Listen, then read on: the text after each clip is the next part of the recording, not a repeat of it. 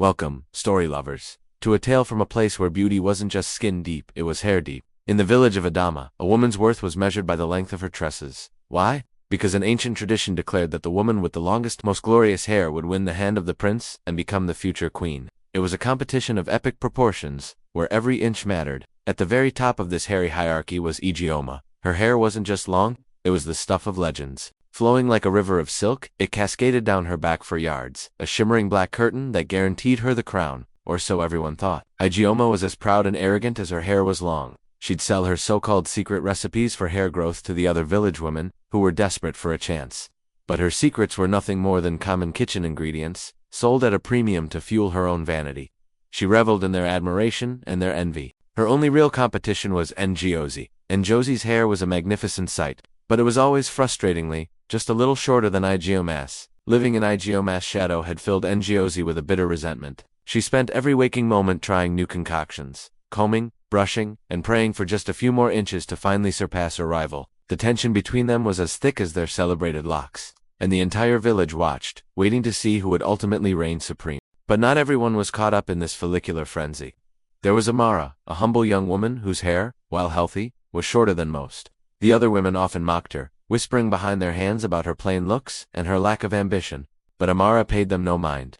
While they were busy preening, she was busy planting. Her focus wasn't on her reflection but on the rich, dark soil of her farm. She cultivated the most bountiful fields in the entire village, her hands calloused from hard work, her heart content with the fruits of her labor. She believed that true value lay in diligence and character, not in the length of one's hair. Just as the obsession in the village reached its peak, a mysterious stranger arrived. Her name was Zina, and she was an elegant, sophisticated woman who introduced herself as a traveling hair specialist. She carried with her an air of worldly knowledge and promised miracles. She spoke of treatments so powerful they could make hair grow impossibly long, seemingly overnight.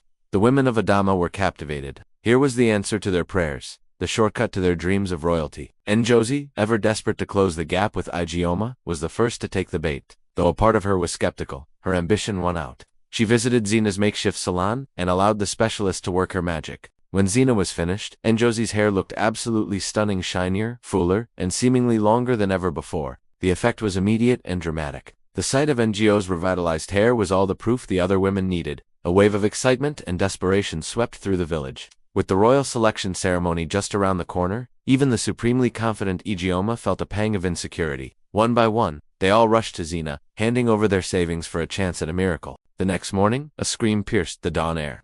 It came from Ngozi's home. She had woken up, reached to touch her glorious hair, and felt only smooth, bare skin. She was completely, shockingly bald. Panic seized her. How could this be? In a frenzy, she wrapped her head in a scarf, her mind racing. She had to hide this disaster, or her chances of becoming queen would be gone forever. But she wasn't alone. As the morning wore on, a strange and silent procession of women in headscarves began to appear in the village square. Each one had woken up to the same horrifying reality. Their prized, beautiful hair was gone. The miracle cream had been a devastating trick. The women, a mix of furious and terrified, descended upon Zina's salon. They found her packing her bags, calm and collected. "What have you done to us?" they cried, their voices trembling with rage and despair. Zina met their gazes without a flicker of remorse. She lied smoothly, her voice a soothing balm on their raw nerves. "Do not worry," she said with a serene smile. "This is part of the process. Your hair is simply resting. On the day of the ceremony, it will grow back. But this time, it will be triple its original length. You will be more beautiful than ever before." Blinded by their vanity and the tantalizing promise of ultimate victory, the women chose to believe her. They clung to this impossible hope, their foolish ambition overriding all common sense. The day of the prince's selection arrived. The palace was decorated, the royal court was assembled, and the entire village gathered in the grand hall, buzzing with anticipation. The prince sat beside his father, the king, ready to choose his bride.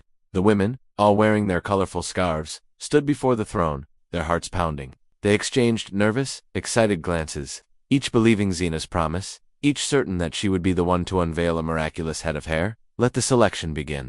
The king commanded, "Ladies, you will now unveil your hair, so that we may judge its length and beauty according to our ancient tradition." A hush fell over the hall. With trembling hands, the women reached for their scarves. This was the moment. With a collective, hopeful flourish, they pulled them away. A gasp rippled through the crowd, followed by stunned silence, then horrified whispers. Every single one of them stood there, their heads uniformly, shockingly bald.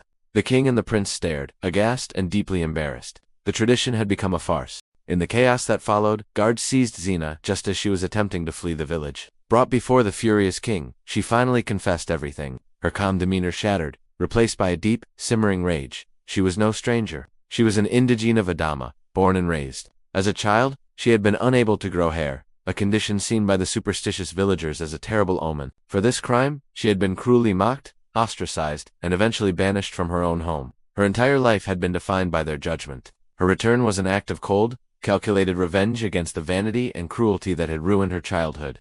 The miracle cream was a powerful depilatory she had concocted herself, and their hair, it wasn't resting.